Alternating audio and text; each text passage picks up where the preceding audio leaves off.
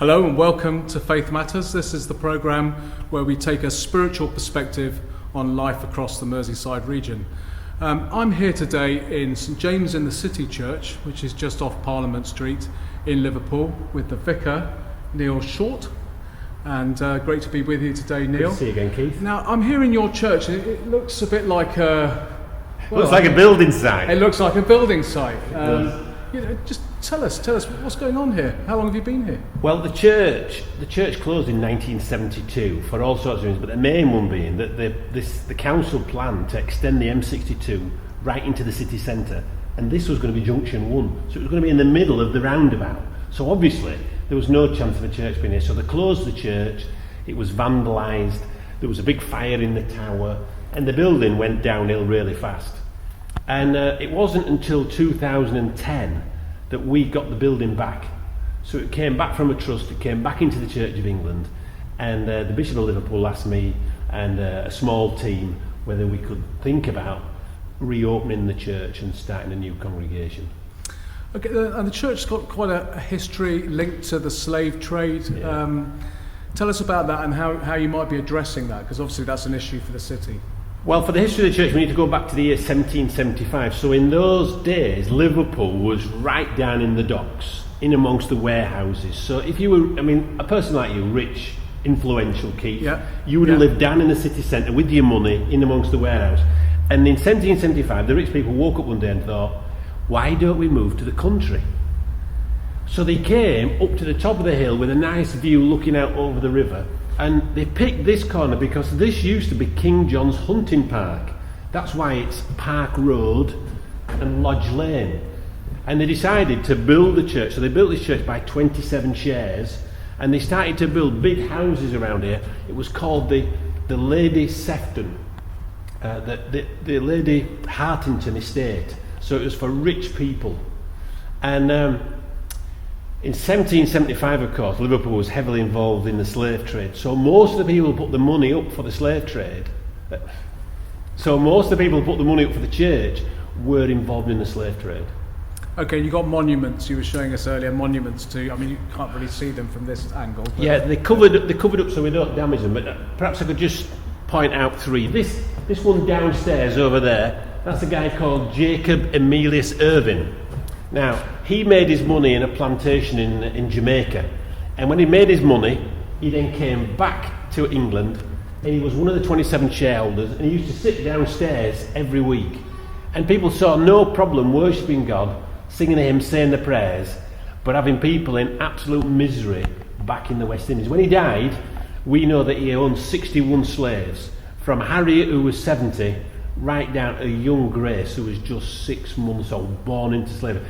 This guy down here, Moses Benson, he was a slave trader, not a plantation, a slave trader. And when he died, he left millions of pounds in his will, by today's standards. And he made that in the slave trade. This guy up here, Captain Pemberton, he was a captain for this guy down here, and he was killed protecting one of the slave ships. So the guy down there puts a nice plaque up for him, but he can cope because he owns millions of pounds. He had plenty to go. But we'll come back to talking about how your church is in this building. But your congregation here are a multiracial congregation you've established here over the last 5 years.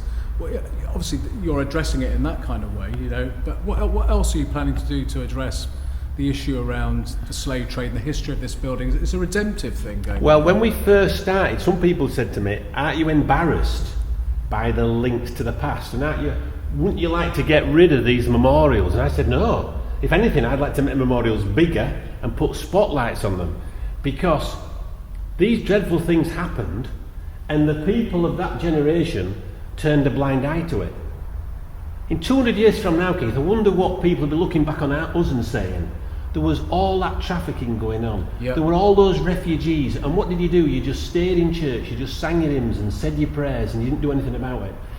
So it seems to us that what we want to do is we want to take the past and we want to use it as a springboard for the future. We've a terrible past at this church, but we ought to be bringing hope for people's future. Okay, so you're in. We're on top of it now. You're in a tent. We'll go down there later. But you're in this tent here. Yep. The tent of meeting, if you like. Yeah. What's the history behind this? Well, as you can see, we've got our coats on. Yeah, it's freezing. It's freezing in here, and it's February. I can tell you, in December and January, it was even colder. And there's no water in this building. There's no toilet. There's nothing. You're not selling it to me, Neil. It's not really like church. It's more like camping. Yeah. So what we did is we decided that we'd put a small tent. We bought a small tent, 6 meters by 6 meter, and we got some oil-filled radiators, and we put them in. And after about an hour, it just got up to sort of an acceptable level. And then as the church grew, we just made the tent bigger, and then we went wide, and then right under this balcony.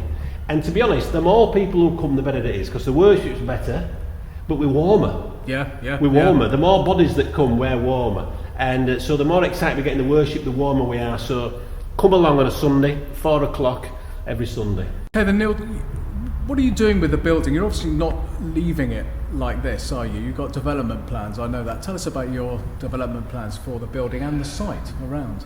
Yeah, usually what happens in a church is there are a few things that need to be done, and so the members of the congregation put their hands in their pockets and pay for it.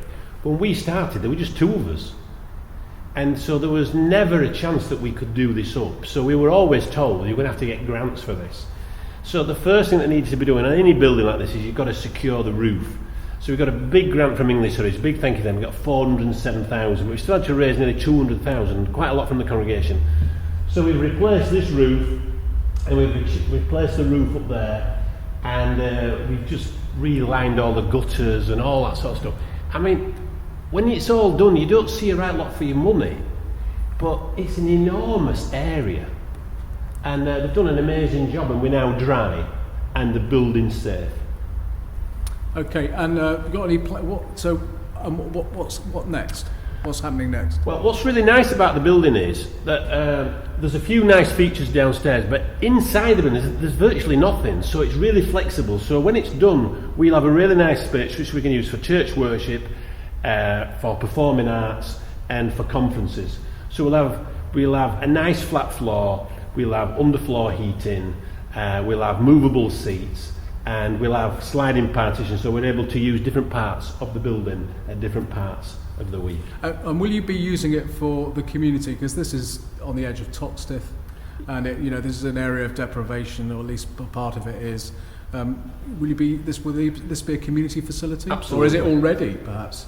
Well, we can't at the moment because we've got no disabled access, we've no running water, so we're just not able to use it for other folks, and we're not allowed to have school trips, all those. So we just really use it for church events at the moment. But obviously, like any church, we want this to be open 24/7 and to be a blessing to the community.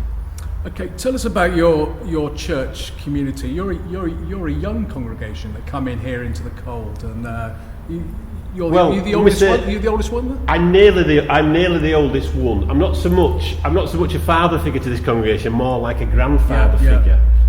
So we've got quite a lot of students, overseas students, young professionals. And we've had quite a lot of our young professionals who've got married and had children, so most of our children, we've got about 20-25 children, most of those are actually under 10, and we've seen most of them born and just grow with us, which is great. Young professionals, and then with a few old crinklies like myself. Neil, tell us a bit about the roof. Is it safe? Does it keep out the rain? Well, I used to be a civil engineer, so I'll just give you 30 seconds on this. But all roofs are basically triangles, they're like this, and they're held in tension. The problem with roofs is that at this end here, at the gutter end, often if you get a problem with the roof, water gets in and it releases the tension and the roof sinks. Like if you came a couple of years ago, our roof was like a Chinese pagoda like that. So basically what they've done is they've put tie bars in the roof, these stainless steel bars, and they've held it in position. And then on the top they put loads of packings, they put all slates down. So on the outside it's immaculate, on the inside actually it's all over the place, but it's held secure. But the other thing I want to tell you about the roof is this. Loads of people say about roofs, if you look at a church roof, and this is the same for most old church roofs, if you look at them, they're a bit like an upturned boat. It's like the inside of a hull.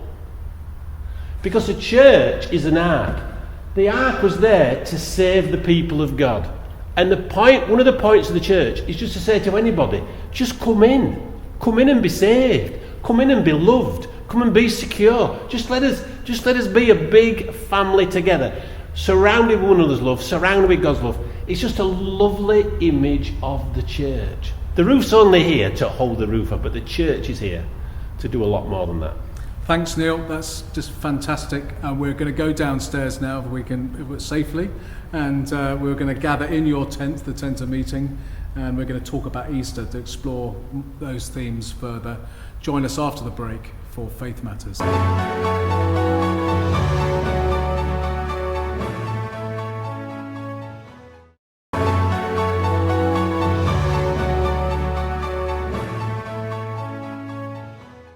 Well, welcome back to Faith Matters, to the second part of today's programme. We're here at St James in the City Church, just off Parliament Street in Liverpool, with Neil Short, the Vicar.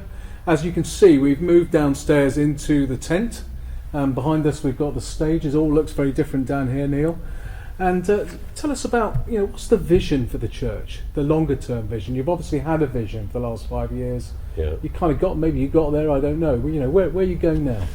Well, I think vision's loads of different things. First of all, obviously you've got to build a congregation, because when we started there was just my wife and I, and we were having a great time, but that's not a church. So we needed a few more folks, and week by week, month by month, we're growing. Secondly, we're particularly targeting students and young professionals who have a phenomenal range of gifts. And so really early on we realised it wasn't a matter of how many people come to this church that's going to count, it's how many people go from this church. It's not how good a do we have in here that matters, it's really what we're able to give away. So we've spent a lot of time thinking, how can we best give money, people and resources away? And I'd say we've made a good start, but I think we've got a long way to go. There's a lot more giving we need to do. It's just a very needy world, and we have much, and I think God expects us to give much. Well, that leads us on to, I'm going to talk to you now about Easter and Holy Week, and because that's all about giving, all about what God gave and what God gives. Holy Week, what does Holy Week mean to you? Well, it's funny you should ask this, but I was preaching about the word holy on Sunday, and the word holy also means saint, and it means consecrated, and it means set apart. And I think for people of faith, Holy Week is a really good time to set apart some special time. So we're coming up to the two big festivals, which are Good Friday and Easter Day, when Jesus died on the cross and rose again. And I think for 7 days leading up to that, it's really good to try and create a bit of space where you can begin to think, why did Jesus need to die for me? And also just be amazed again that he rose from the dead, he's alive today, and he wants to help me with the issues and difficulties that I'm facing today. And it's just worth creating a bit of space to do that. Okay, what are you doing here, in this building and in your community over this coming week? What not just you, but what are your people, your congregation doing? Yeah, well, lots of different things. So we try to join in with other churches when we can. Now, the Cathedral are doing great passion plays during Holy Week, and we're going to join in with those. They're Monday, Tuesday, Wednesday, and Saturday. You probably see them on a website. So we're going to go along to those. You kind of take part in those, don't you? You kind of like. Well, I think I went to one year or so back. You kind of. Yeah, you're in the audience, and they keep moving around different parts of the cathedral. So you sort of as if you're the crowd on, during Holy Week. It was brilliant, and they're doing a different plays this year. So loads of us are going to go back. We've set aside Tuesday as a specific day of prayer and fasting. So we're going to start at 7 in the morning. And we're going to have different events throughout the day for people to pray together. And we're asking people if they might want to sign up to pray specifically for half an hour, maybe at home or in their work break. And then we're going to finish up at church here at about 8 o'clock to pray together. And then after that, those of us who've been fasting as well as praying, we're going to go down to KFC. Right, okay. So a day of prayer and fasting is great, but going down to KFC is equally great. So you're going to break the fast down there. We're going to, There's not going to be a McDonald's option because they're next door, aren't they? Just the KFC. It's just got to be KFC. Okay. Yeah. So we've done this a few times before, and it's great. So we're doing that. Then on Good Friday, we're going to go again to the cathedral. There's a great hour at the cross from 2 to 3 o'clock, and then we'll be inviting people back to our house for hot cross buns. Then on Easter Saturday, here in the tent, we're going to do an Easter egg hunt. So we've done this for the last few years, and we have 3,000 Easter eggs. So everybody gathers in here. We normally have over 100 children from the local community and parents and grandparents, aunts and uncles. And while we're in here, they go outside in the graveyard and they hide all these 3,000 Easter eggs. We have people dressed up. 3,000? 3,000. Yeah. Right. No, Keith, don't get too excited. We're not talking about Easter eggs this size. Right, They are these ones. But I'll tell you, right. it is still a lot. It's still a lot. The kids have got them stuffed inside their pockets and they're holding them like this, and it's just great. We have a really lovely time. So that's on Easter Saturday. That's 2 o'clock till 4 o'clock. Come along if you can. And on Easter Sunday, we've got a family service here in the tent at 10 a.m. We remember Jesus rising from the dead, being alive today. It's just a great celebration time. But I mean, it sounds like you do a lot of eating in this church. I've just been, these various events. You do a lot of celebrating. It sounds like a lot of fun here, really, at St James's. Well, it's really interesting. If you look at Jesus, Jesus did a heck of a lot of eating. In fact, nearly every time that he seems to have people together, there's either a party going on, or there's a meal, or just lots of it.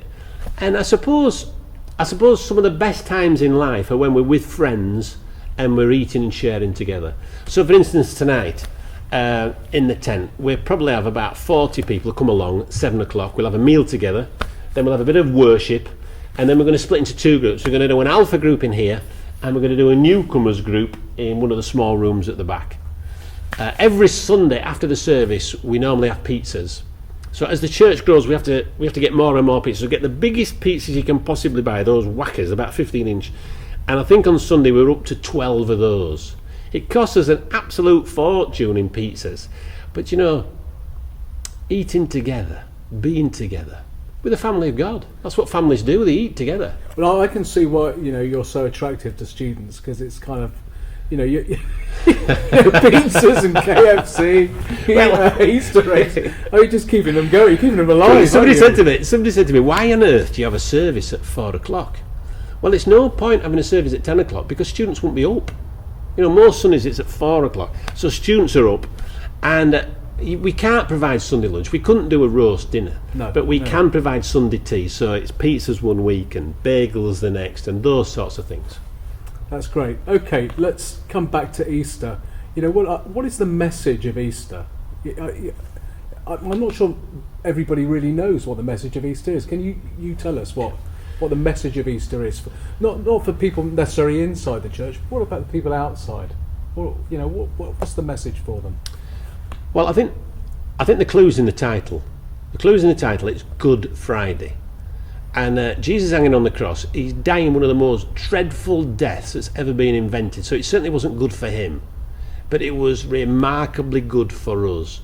Because as Jesus hangs on the cross, he's dealing with all the mistakes and the mess in our lives. And I don't know about you, Keith, but I make loads of mistakes. Yeah. I let people down, I let myself down, I let God down. Good Friday says, I can forgive that. And God's very good at giving you a new start. He's good at wiping the slate clean. He's good at just dusting you down and saying, have another go. It's a good day for us. And Easter Day is the day when Jesus defeated death. I've done about 600 funerals in my time as a vicar. And they're not great dues. But Jesus defeated death. Yeah. So death is not the end. Actually, I mean, some of the Christian funerals I've been to have been quite joyous. Because people have the confidence. If and you know where you're going, absolutely. Yeah. Okay, and you sound very hopeful, Neil, about the church and about its future. And we're living in a time where people perhaps are, within the church are a bit despondent.